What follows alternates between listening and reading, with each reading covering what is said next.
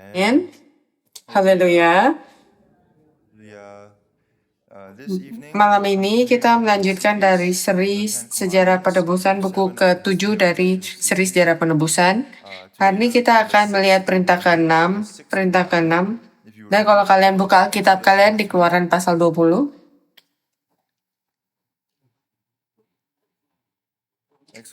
Keluaran pasal 20 ayat 13. Jangan membunuh. Jangan membunuh. Dan kita mengatakan apa? Amin. Jadi saya rasa ini salah satu perintah di mana kita tidak pikir kita akan lakukan. Dan Yesus datang dan ia menunjukkan pada kita, oh, kita telah melakukannya.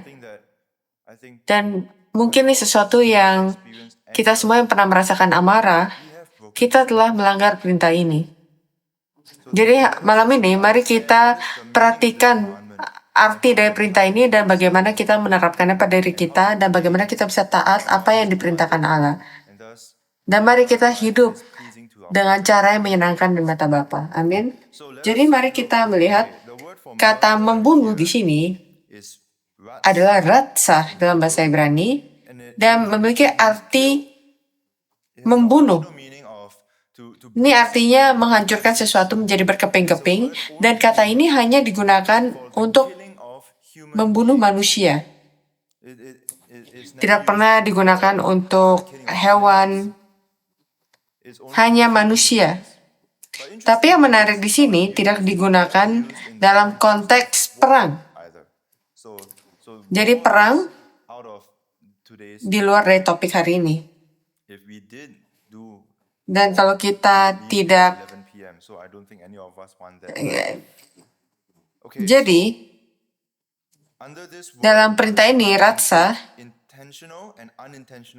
ini menggambarkan sesuatu yang disengaja tidak disengaja. Dan menurut Yesus, pembunuh pertama yang pertama melanggar perintah ini adalah iblis sendiri. Yohanes pasal 8 ayat 44. Iblislah yang menjadi bapamu dan kamu ingin melakukan keinginan-keinginan bapamu. Ia adalah pembunuh manusia sejak semula dan tidak hidup dalam kebenaran. Sebab di dalam dia tidak ada kebenaran. Apabila ia berkata dusta, ia berkata atas kehendaknya sendiri. Sebab ia adalah pendusta dan bapa segala dusta. Ini mengatakan pada kita arti sejati dari pembunuhan. Karena iblis itu tidak pernah mengambil pisau atau mengambil senjata untuk membunuh seseorang. Tapi adalah pembunuh yang pertama. Jadi apa yang dikatakan di sini tentang pembunuhan? Ini adalah perbuatan rohania. Pembunuhan itu adalah perbuatan rohania sebelum hal itu menjadi perbuatan jasmani. Itu adalah dosa di hati sebelum itu menjadi dosa perbuatan. Setan menuntun manusia pertama Adam dan Hawa untuk berdosa kepada Allah. Itu adalah maksudnya, membawakan kematian bagi mereka melalui dosa. Dan melalui Adam, kepasifannya, ia menuntun istrinya ke dalam dosa. Ia tidak menghentikannya. Ia malah berkata di Kejadian pasal 3, Adam berada di sana bersama dengan dia ketika perempuan itu makan buah terlarang itu. Dan karena kepasifannya, ia membawa dosa kepada seluruh umat manusia. Dan dalam pengertian itu, Adam juga melanggar perintah ini. Ia tidak menghentikannya dari berdosa dan itu juga adalah pembunuhan. Karena kalau pikirkan, dosa itu adalah bunuh diri rohania. Itu adalah perbuatan melawan Allah. Itulah kematian. Upah dosa adalah maut. Jadi perintah ke-6 mencakup baik fisik maupun rohani. Selalu ada aspek rohani. Seperti yang kamu lihat bersama Yesus, itulah fokus Allah. Dan karena dosa menyebabkan kita merendahkan nilai kehidupan manusia, ini membuat kita berbuat dengan ketidaktaatan kepada Allah dan tidak sesuai dengan bagaimana Allah menginginkan hal itu terjadi. Karena kita melihat hal berbeda dengan apa yang diinginkan oleh Allah, itu adalah dosa. Hati kita, pikiran kita, pengetahuan kita tidak mencapai titik tujuan. Dalam bacaan berikutnya di Kejadian pasal 4, Kain membawa persembahannya kepada Allah, tapi Tuhan tidak mengindahkan persembahannya, tapi Tuhan mengindahkan persembahan saudaranya Habel, dan Kain jadi sangat marah dan mukanya muram. Kemarahan memenuhi hatinya. Tidak dapat lagi dipicu oleh perasaan cemburu dan iri, dan dia bangkit melawan saudaranya Habel dan membunuhnya. Ini terjadi setelah kejatuhan. Dan 6 generasi kemudian, keturunan Kain, yaitu bernama Lamek, ia berjalan suatu hari dan dia melihat seorang anak laki-laki, dan anak laki itu mungkin melakukan sesuatu yang membuat dia terluka. Dia lakukan apa? Ia membunuh anak itu. Ia membunuhnya, anak kecil itu. Kenapa? Untuk memuaskan keangkuhan dia. Karena bagaimana kita tahu? Karena setelah itu ia menuliskan lagu tentang hal itu. Jadi membunuh itu adalah bagian dari budaya dunia yang berdosa, dunia yang jatuh. Di tahun 2022 di Amerika ada 2.000 pembunuhan, 21.000 pembunuhan. Itu banyak sekali. Itu hampir 1 setiap setengah jam. Banyak sekali pembunuhan. Kamu lihat di berita, di media sosial, dimanapun kamu melihat layar, itu ada pembunuhan. Hidup manusia terus-menerus direndahkan dan dihancurkan karena dosa. Dan semua itu dimulai di taman dengan iblis. Ia adalah pembunuh pertama. Dan mari kita pikirkan perintah yang Allah berikan ini.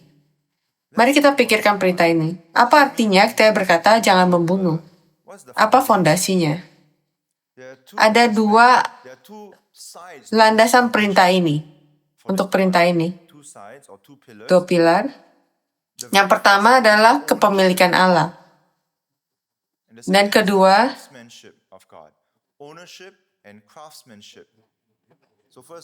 adalah keahlian Allah. Yang pertama, kepemilikan Allah. Kita berkata ia adalah pencipta segala sesuatu dan landasan dari kehidupan. Itu artinya semua kehidupan adalah milik Allah. Ia adalah fondasi dari kehidupan itu sendiri. 1 Timotius pasal 6 ayat 13, di hadapan Allah yang memberikan hidup kepada segala sesuatu dan di hadapan Kristus Yesus yang telah mengikrarkan ikrar yang benar itu juga di hadapan Pontius Pilatus kuserahkan kepadamu. Allah yang memberikan hidup kepada semua orang. Kita juga lihat di Kejadian pasal 1 yang memberikan hidup. Ia adalah fondasi, ia adalah asal-muasal kehidupan itu. Apa artinya? Tidak ada manusia yang menjadi milik manusia itu. Tidak ada manusia menjadi milik manusia. Karena setiap orang, setiap manusia itu milik siapa? Allah. Kita semua adalah milik Allah.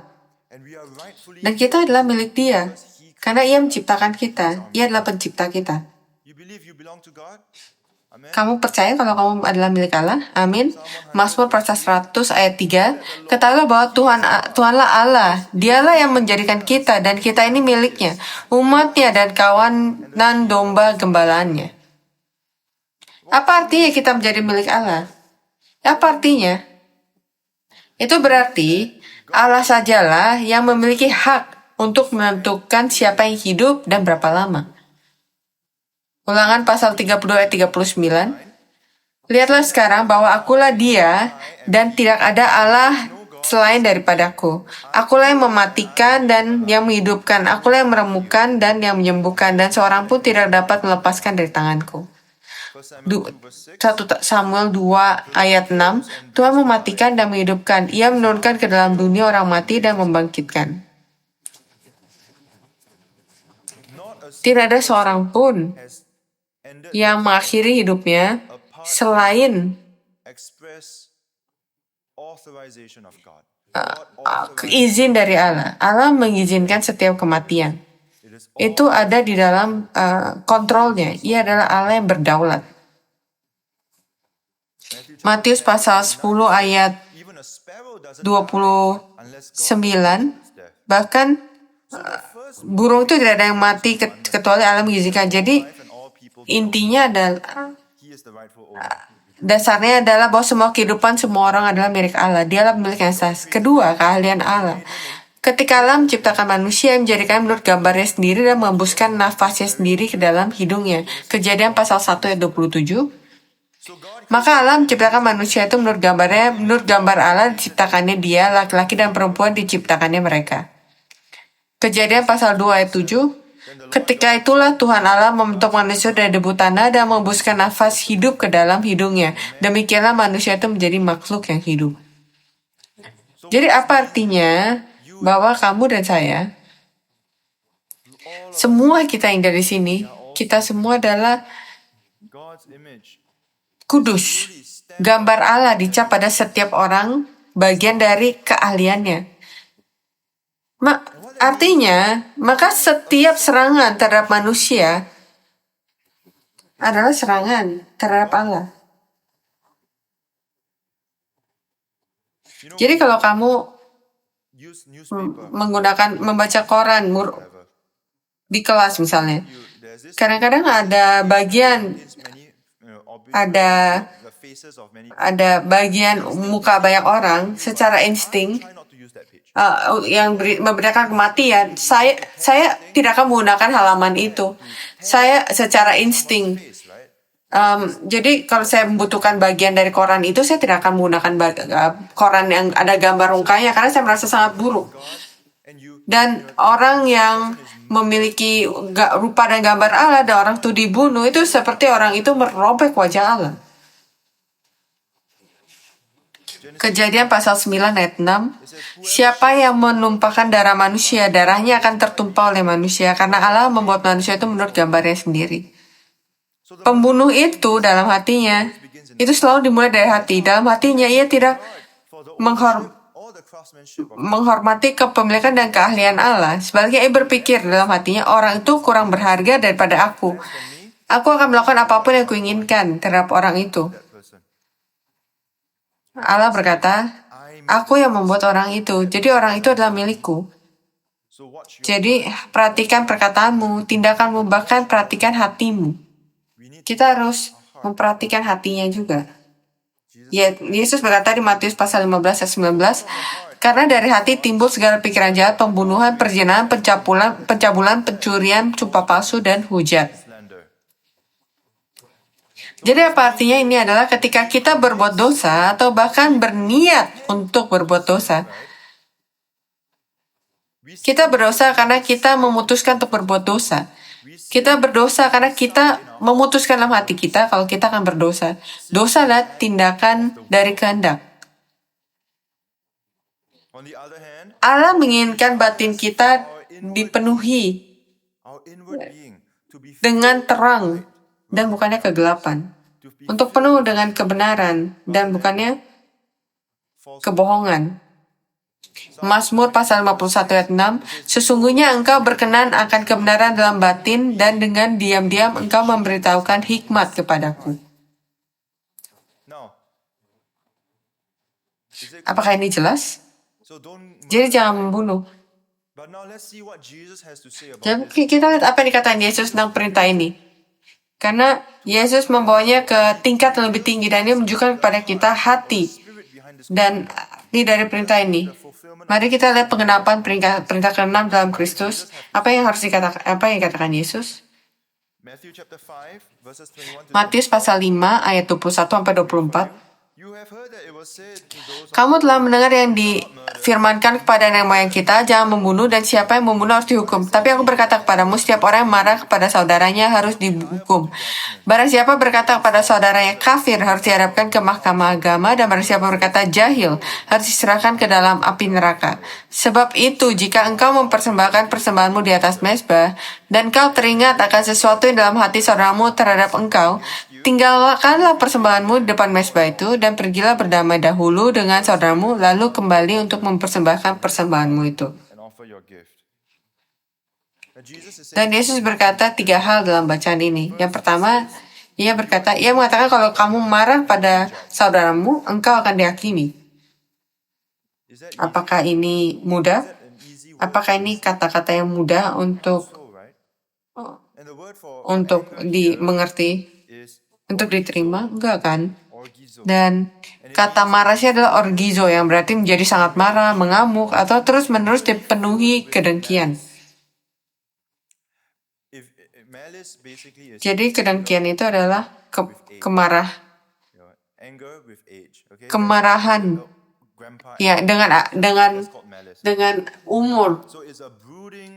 Jadi itulah kemarahan yang terpendam, mendidih, dengan sengaja dipelihara. Itu ada dalam hati dan hati itu menerimanya.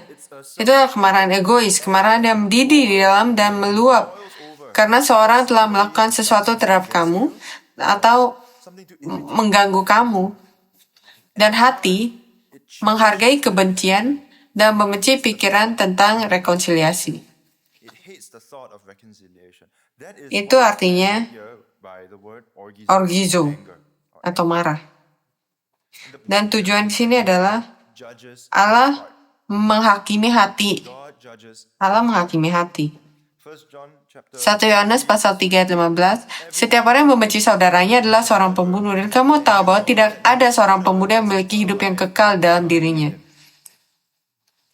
Jadi artinya, kamu mungkin membenci lebih dari seorang pembunuh membenci, tapi kamu tidak memiliki kesempatan atau keberanian untuk membunuh. Jadi Allah melihat hati, ini adalah orang yang sangat membenci. Jadi walaupun orang itu melakukan pembunuhan, orang ini membenci lebih dari pembunuh itu. Bukannya ini sangat menyeramkan hidup di hadapan Allah karena ia melihat hati. Kita bisa menyembunyikan darinya, dan Yesus mengatakan bahwa jika kamu berkata kepada seorang, maka ia akan dihakimi. Dikatakan jika kamu dan kata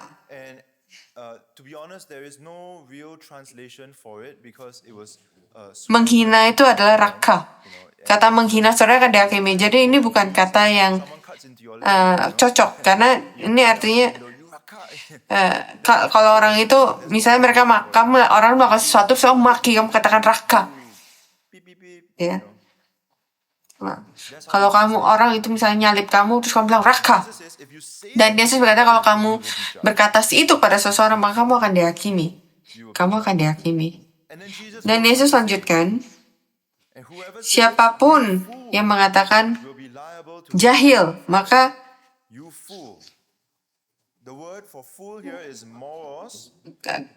dan dia berasal dari kata moros. Itu artinya apa?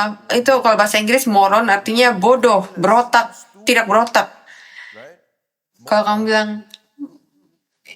hal kata ini maka kamu dijahili.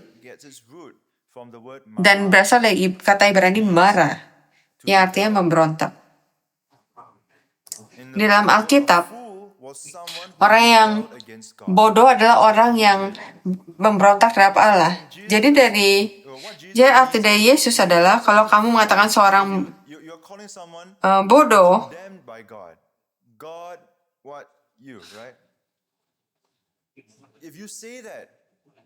maka adalah orang yang memberontak pada Allah, dan maka kamu akan dihukum oleh Allah dan masuk ke dalam neraka. Jadi apa yang Yesus katakanlah jika kamu menghina atau memfitnah seseorang yang memiliki gambar Allah, kamu memfitnah Allah yang menciptakan orang itu. Itu begitu beratnya topik ini tentang gambaran dan rupa Allah. Fakta kalau kamu dan saya dan orang yang ada di jalan ini dan hidup di dalam kemiskinan, atau orang yang ada di dalam tinggal di dalam istana, kita semua diciptakan dalam gambar dan rupa Allah. Saya melakukan matematika hari ini, saya pikirkan berapa kaya orang paling kaya di dunia ini, Elon Musk. Saya melakukan perhitungan. Kalau orang memberi kamu $1 juta setiap hari dari waktu Yesus sampai sekarang, kamu bahkan lebih miskin daripada Elon Musk. Matematika ini sangat luar biasa. Tapi kamu tahu kalau Firman melihat orang paling kaya dan paling miskin di dunia ini, dan dunia berkata, orang ini lebih berharga, orang ini tidak cocok. Tuhan kita, Allah kita melihat keduanya sama. Sama. Inilah kekuatan dari gambar dan rupa Allah. Jadi bagaimana kita harus berhati-hati kita berbicara satu dengan yang lainnya. Kita berbicara dengan orang yang berharga yang diciptakan oleh Allah dalam gambar dan rupanya. Dan satu poin lagi yang dikatakan oleh Yesus adalah, jika kamu datang beribadah dengan kemarahan di dalam, dan kamu lihat saudara-saudara kamu menentang kamu dan ada perbuatan yang belum selesai dalam hati kamu, Ia berkata, pergilah, jangan kembali. Tapi kalau kamu ada dalam ibadah, kamu pergi dulu, berdamai dengan saudaramu, dan kembali. Ini menunjukkan pemenuhan dari perintah ke-6. Lawan kata dari pembunuhan. Artinya kamu harus berdamai dengan sesamamu daripada memuaskan kemarahan kamu dengan serangan verbal atau fisik, atau bergosip dengan orang itu, atau melakukan berbicara yang buruk tentang orang itu. Cari orang itu yang kamu miliki masalah dan berdamailah. Itu yang dilakukan oleh orang yang memberikan ibadah sejati. Karena itu yang dilakukan oleh Yesus. Itu yang dilakukan oleh Yesus. Yesus, Ia mati sehingga kita bisa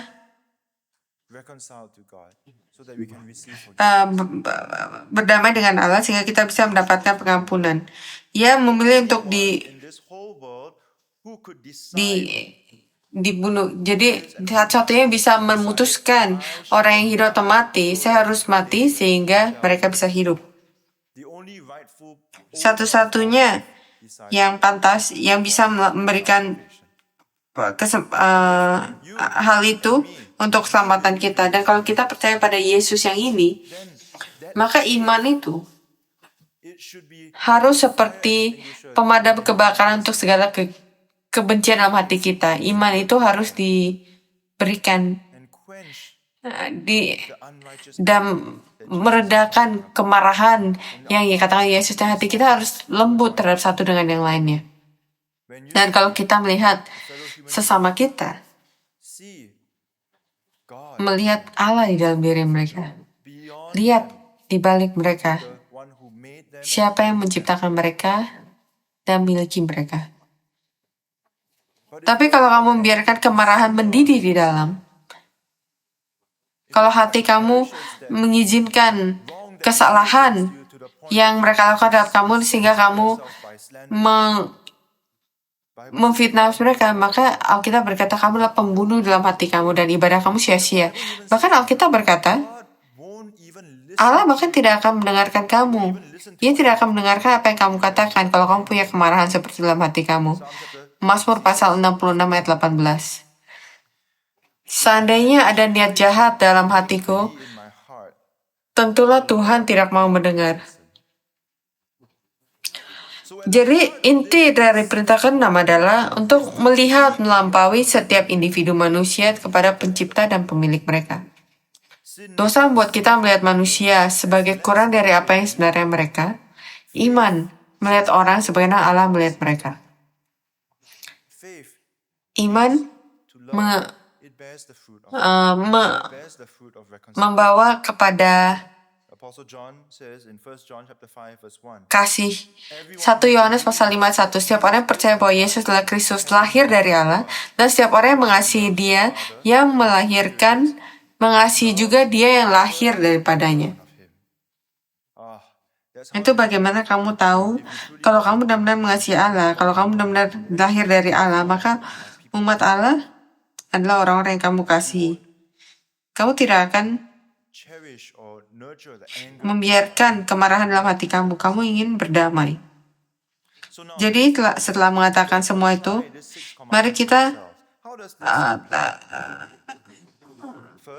menerapkan perintah ke-6 pada diri kita. Pertama, kita harus lambat terhadap marah.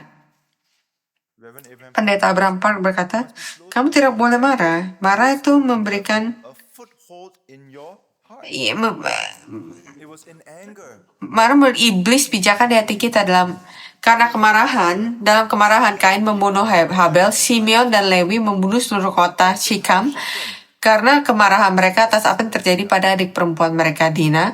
Musa tidak dapat orang-orang yang paling rendah hati di dunia ini karena kemarahan. Karena dalam kemarahan ia memukul batu itu dan ia tidak bisa masuk ke dalam tanah perjanjian. Kemarahan masuk dalam hati Saul ketika ia mendengar orang bernyanyi, Saul mengalahkan beribu-ribu dan Daud berlaksa-laksa. 1 Samuel pasal 18 ayat 7. Ini menyebabkan dia melemparkan tombak ke arah Daud dan akhirnya menganiaya dia selama 10 tahun. Kemarahan. Kita tidak boleh marah. Amin. Tapi bagaimana? Bagaimana ini mungkin? Bagaimana?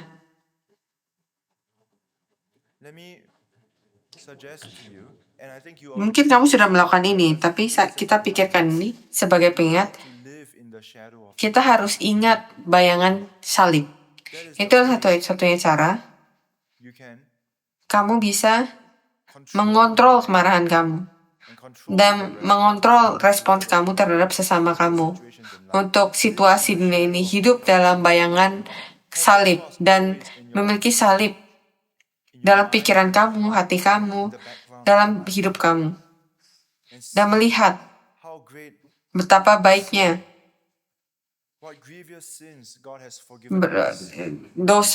Allah telah mengampuni kita dalam Yesus dan izinkan salib mendamaikan kemarahan kamu. Yang kedua, kita harus mengasihi sama kita seperti diri kita sendiri. Kita harus menjadi pembawa damai yang secara aktif mengejar rekonsiliasi ketika ada perselisihan dan pertengkaran. Kamu harus menjadi seseorang. Kamu tidak menunggu sampai orang yang lain untuk merendahkan diri dan datang padamu dan berkata, mohon maaf.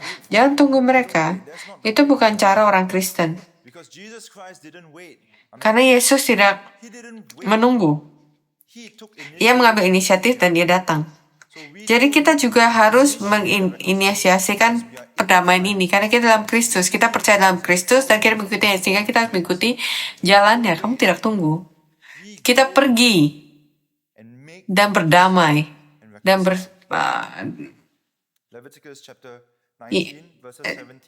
Imamat pasal 19, 17, 18. Janganlah engkau membenci saudara dalam hatimu, tapi engkau harus menegur sesamamu, dan janganlah engkau mendatangkan dosa kepada dirimu karena dia. Janganlah engkau menuntut balas, dan janganlah engkau menaruh dendam terhadap orang-orang sebangsamu.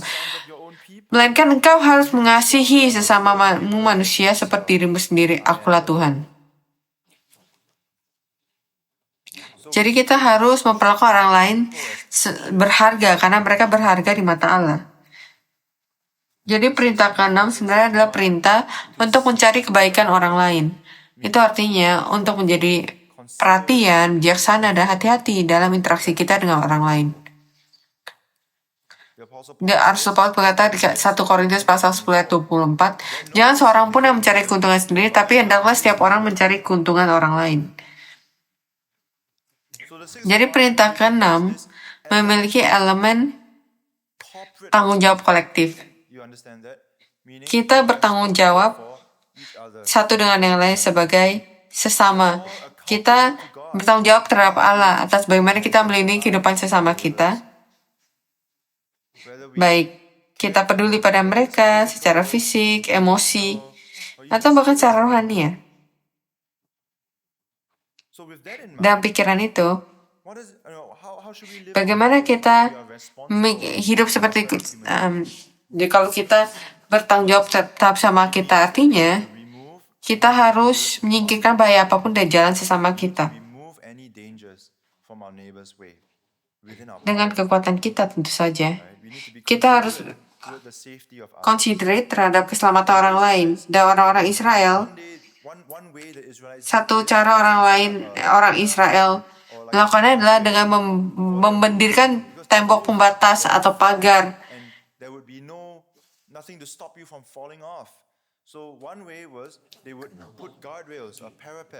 Di atas atap rumah mereka sehingga orang tidak jatuh secara tidak sengaja. Ulangan pasal 22 ayat 8.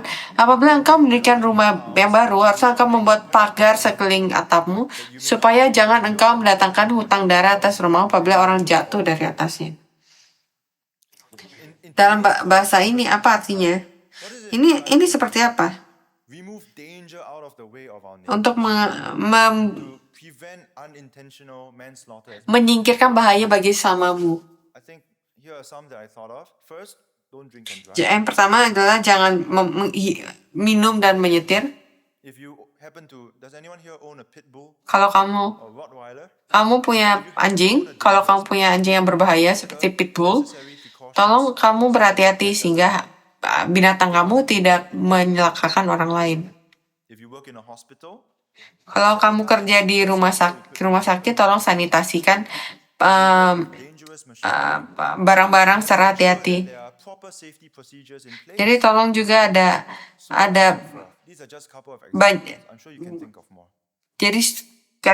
banyak cara lain untuk melakukan itu.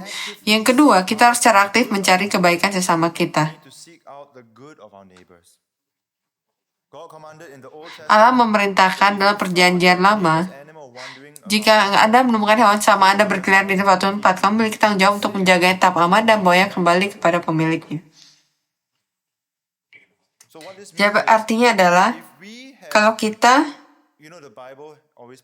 Alkitab selalu berkata, kalau kamu bisa menjaga keluarga kamu dengan baik, maka kamu bisa menjaga orang-orang lain di luar keluarga kamu. Itu yang dikatakan oleh Alkitab dan itu harus kita lakukan. Pendeta Abraham Park berkata, kalau kita mengabaikan masalah atau kerugian sama kita atau gagal melaksanakan kasih terhadap mereka, kita akan dihakimi dalam kebenaran karena perilaku seperti itu juga merupakan tindakan pembunuhan. Perjanjian baru berkata, ini adalah tidak memiliki hati. Dan Yesus memberikan kita hal yang menakutkan dari masa penghakiman. Matius pasal 25 ayat 43 sampai 46. Ketika aku orang asing dan kamu tidak memberi aku tumpangan, ketika aku telanjang kamu tidak memberi aku pakaian, ketika aku sakit dalam penjara kamu tidak melawat aku. Maka mereka pun akan menjawab, Tuhan, bagaimanakah kami lihat engkau lapar atau haus atau sebagai orang asing atau telanjang atau sakit atau dalam penjara dan kami tidak melayani engkau? Maka ia akan menjawab mereka, aku berkata kepadamu, sesungguhnya segala sesuatu yang tidak kamu lakukan untuk salah seorang dari yang paling hina ini, kamu tidak melakukannya juga untuk aku. Dan mereka ini akan pergi ke tempat siksaan yang kekal, tetapi orang benar ke dalam hidup yang kekal.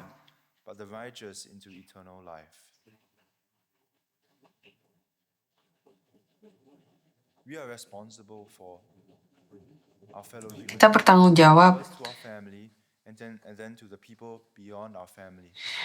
terhadap sesama kita dan keluarga kita. Jadi mari kita melihat apa yang Allah telah lakukan dalam untuk menyelamatkan kita. Ia mengampuni dosa kita dan Ia membuat kita menjadi anaknya. Ini adalah kasih Allah yang penuh kasih. Dan itulah Allah yang kita sembah dan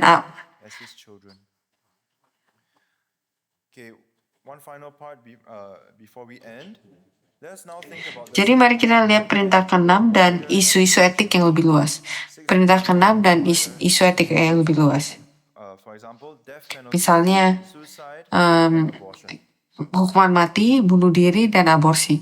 Hukuman mati. Dalam perjanjian lama, Allah memerintahkan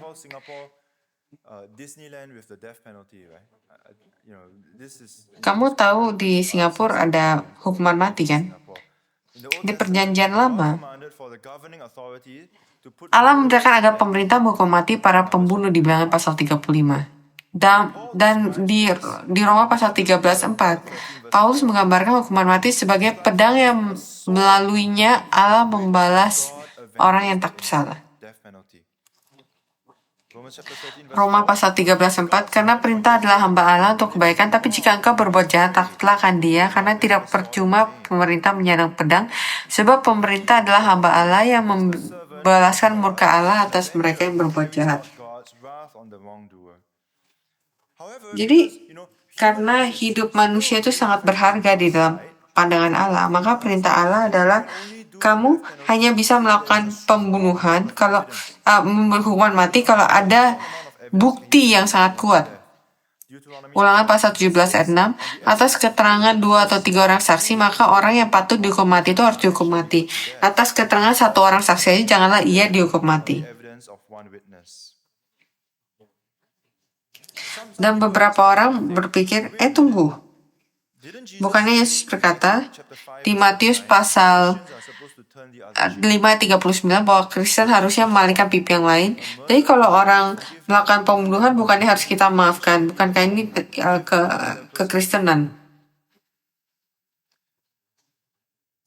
Ini menunjukkan dalam konteks ini, ketika Yesus memberikan pipi yang lain, dia berkata tentang konteks personal.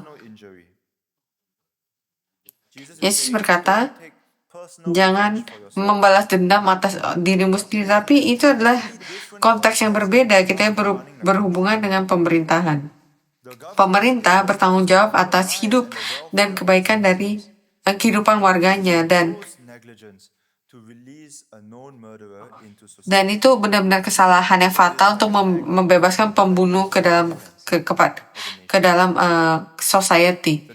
Jadi hukuman mati bukan hanya untuk keadilan, tapi untuk melindungi orang dari pembunuhan.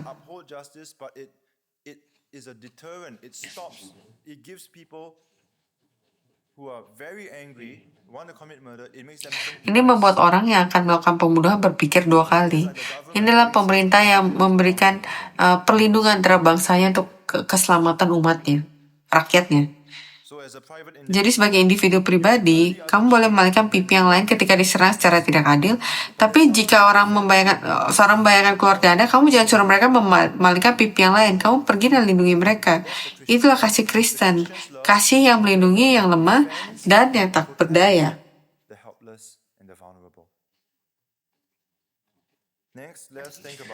Perintah ke-6 dan bunuh diri. Menurut definisi, bunuh diri adalah pembunuhan terhadap diri sendiri. Orang melakukan bunuh diri karena berbagai alasan. Kesalahan mental, masalah keuangan, masalah kesehatan, masalah hubungan.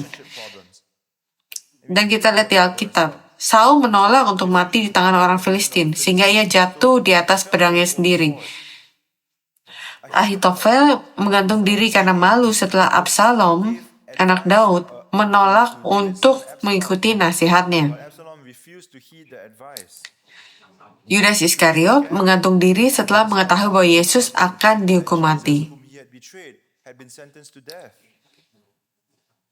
Jadi beberapa orang berkata, bunuh diri itu nggak apa-apa, karena orang yang dibunuh telah memberikan persetujuan mereka. Orang yang mati itu memberikan izin untuk mati, jadi itu nggak apa-apa. Tapi semua orang adalah milik siapa? Tidak ada manusia milik diri sendiri, mereka semua adalah milik Allah, bukan diri mereka sendiri. Dan kamu tidak pernah memiliki izin dari Allah untuk membunuh diri sendiri. Dan prinsip yang sama berlaku untuk bunuh diri dengan bantuan. Kamu gak akan pernah dapat izin dari Allah untuk melakukan bunuh diri dengan bantuan. Tapi ada satu pengecualian. Ada satu pengecualian. Ketika kita memilih untuk tidak menerima perawatan medis lebih lanjut, ketika jelas bahwa seorang pasien akan mati. Jadi itu mungkin dia memilih untuk tidak memiliki perawatan medis lebih lanjut. Itu bukan bunuh diri tapi penerimaan kematian. Mari kita pikirkan perintah ke-6 dan aborsi. Perintah ke-6 dan aborsi. Aborsi adalah pembunuhan berdasarkan Alkitab. Aborsi adalah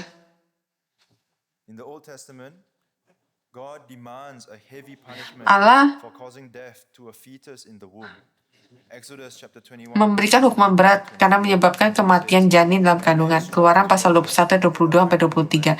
Apabila 2 orang berkelahi dan seorang perempuan hamil terkena sehingga ia keguguran, tapi ia tidak mendapat cedera yang membahayakan jiwa, maka pastilah ia didenda sebanyak yang dikenakan oleh suami perempuan itu dan ia harus membayarnya menurut putusan hakim. Tapi jika perempuan itu mendapat cedera yang membahayakan jiwa, maka engkau harus membayar jiwa ganti jiwa. Apa yang dikatakan Allah tentang fetus? Allah berkata fetus kan peduli pada fetus karena Allah yang membuat fetus tentang janin. Karena janin itu adalah bayi di dalam fetus itu bayi dalam janin kan, yang belum lahir. Dan berapa orang di dunia berkata kalau janin itu bukanlah manusia. Tapi firman Allah menunjukkan, Alkitab menunjukkan pada kita bahwa bahkan di dalam janin, setiap anak, setiap janin memiliki kepribadian manusia. Setiap anak itu adalah manusia. Bagaimana kita bisa tahu? Ketika Ayub dan Daud berbicara tentang Allah membentuk mereka dalam rahim ibu mereka menggunakan kata aku dan saya. Jadi bahkan di dalam janin dia memiliki kepribadian manusia. Ayub pasal 11. Engkau mengenakan kulit dan daging padaku dan membingkai aku dengan tulang dan urat. Mazmur pasal 139 ayat 13-15. Sebab Kaulah yang membentuk buah pinggangku, engkau menenun aku dalam kandungan ibuku. Aku bersyukur padamu karena kejadianku dahsyat ajaib yang kau buat, dan jiwaku benar-benar menyadari. Ayat 15, tulangku tidak tersembunyi bagimu, dan ketika aku dijadikan dengan tersembunyi dan aku direndam dengan halus di dasar bumi. Dan ketika Maria mengunjungi sepupu Elizabeth, dan keduanya hamil kan, Maria memiliki bayi Yesus dan Elizabeth memiliki bayi Yohanes Pembaptis. Di dalam janin ia melonjak kegirangan. Lukas pasal 1:41, dan ketika Elizabeth mendengar salam Maria, melonjaklah anak yang dalam rahimnya, dan Elizabeth pun penuh dengan Roh Kudus. Dan ketika saya berpikir tentang hal ini, saya memutuskan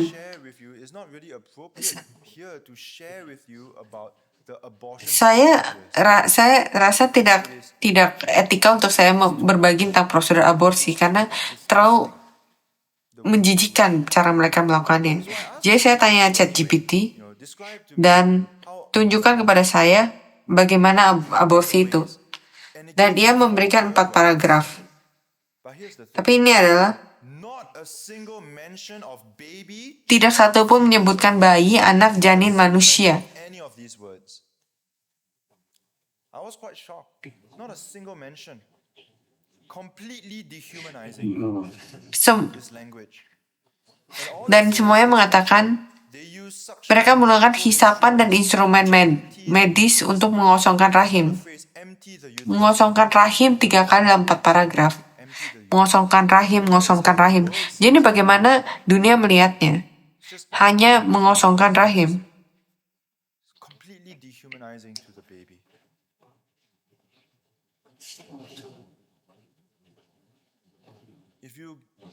Dan kalau mau cari sendiri secara online,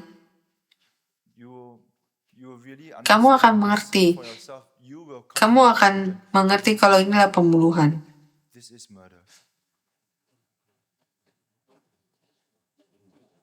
Alkitab berkata kalau Allah membenci pengorbankan anak-anak pada berhala, Yeskiel pasal 23-39. Tapi dalam banyak kasus, kita tidak memasukkan situasi ketika kehidupan ibunya dalam bahaya, tapi dalam kebanyakan cerita, aborsi adalah pembunuhan seorang anak di mezbah.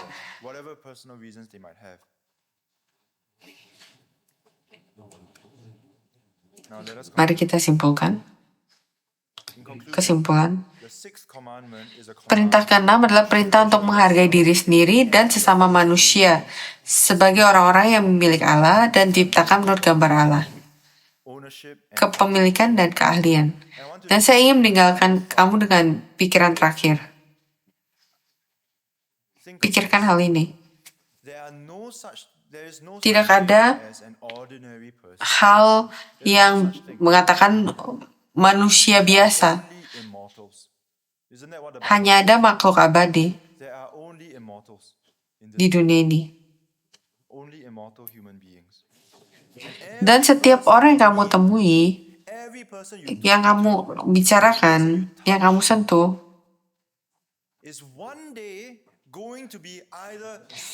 mereka akan menjadi makhluk lebih mulia daripada malaikat di surga, atau lebih rusak secara mengerikan daripada mimpi terburuk kamu. Tapi apapun itu, semua manusia itu adalah makhluk abadi. Itu yang dikatakan oleh Alkitab.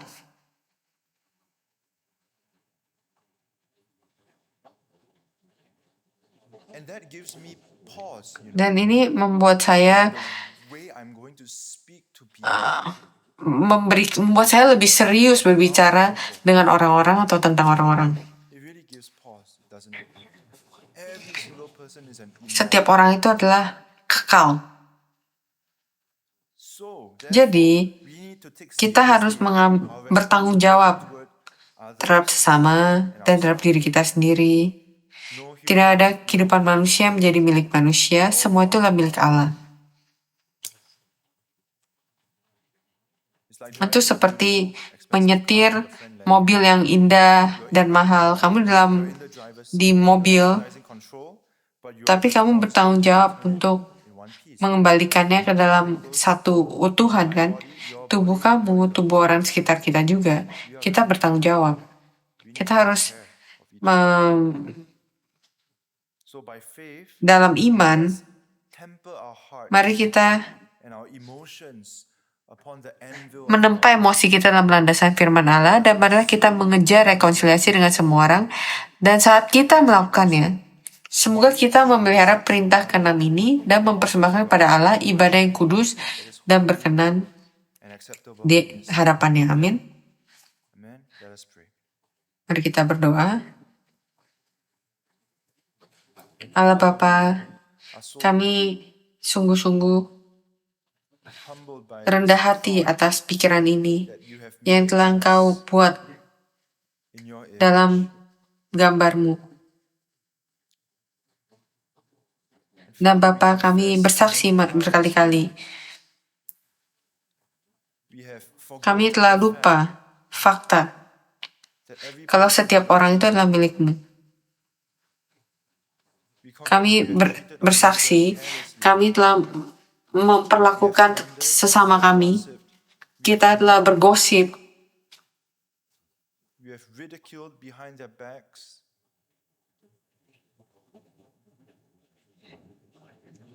Orang yang dibuat dalam gambar-Mu, tolong maafkan kami. Tolong beri kami iman untuk melihat orang-orang seperti yang Engkau lakukan. Bapa, tolong beri kami kebijaksanaan untuk sesama kami. Semoga gereja kami bisa menjadi gereja yang penuh dengan orang-orang yang saling mengasihi dan peduli dan berhati-hati.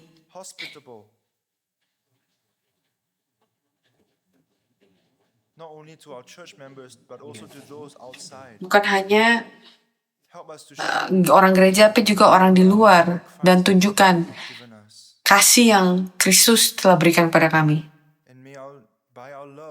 Dan dalam kasih, semoga kami bisa menjadi kuat dalam iman, dalam Injil. Semoga kerajaan-Mu datang dan kehendak-Mu terjadi dalam gereja Sion. Kami bersyukur, Bapa. Dan kalau ada orang yang ada di sini, ada kemarahan,